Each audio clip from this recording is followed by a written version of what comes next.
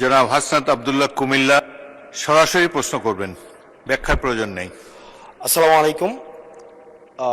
যেহেতু শিক্ষা নিয়ে কথা হচ্ছে, আমাদের বর্তমানে মাননীয় স্পিকার, আমরা যদি বর্তমান শিক্ষা ব্যবস্থা দেখি, আমাদের এন্ট্রান্স ইনস্টিটিউশনগুলোতে বিশেষ করে প্রাথমিক শিক্ষায় আমরা দেখছি যে ভর্তি প্রক্রিয়াতে আমাদের এখন দুইটা পদ্ধতি প্রচলিত ছিল। এডমিশন বাই মেরিট আগে প্রচলিত ছিল, এখন সেটা কনভার্ট হয়েছে এডমিশন বাই লটারির মাধ্যমে হচ্ছে এখানে বাচ্চাদেরকে ভর্তি করা হয়।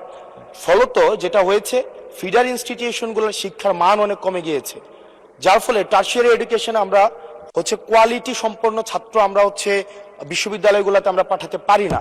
এখন মাননীয় মন্ত্রী মহোদয়ের কাছে আমার প্রশ্ন থাকবে, এই যে প্রাইমারি স্কুলে বাচ্চাদেরকে ভর্তি করানোর ক্ষেত্রে আমরা কি ভর্তি প্রক্রিয়াটা আমরা পরিবর্তন করব কিনা, নাকি এই যে এডমিশন বাই লটারির মাধ্যমে আমরা নিব এবং মেরিটকে আমরা হচ্ছে সবসময় হচ্ছে দমায় রাখবো, নাম্বার ওয়ান।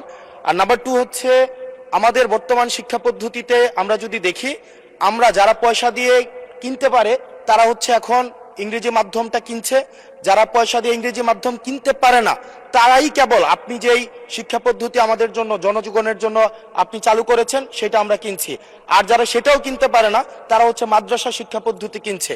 আপনার কাছে প্রশ্ন যে আমাদের বর্তমানে একটা দেশে এই তিনটা শিক্ষা পদ্ধতি যেটা অর্থনৈতিক অবস্থার উপরে নির্ভর করে চলে, এই তিনটা শিক্ষা পদ্ধতি জিয়ে রেখে আপনার কি মনে হয় যে আপনি একটা ইনক্লুসিভ শিক্ষা পদ্ধতি নিয়ে আমাদের দেশটাকে আগায় নিতে পারবেন? ধন্যবাদ।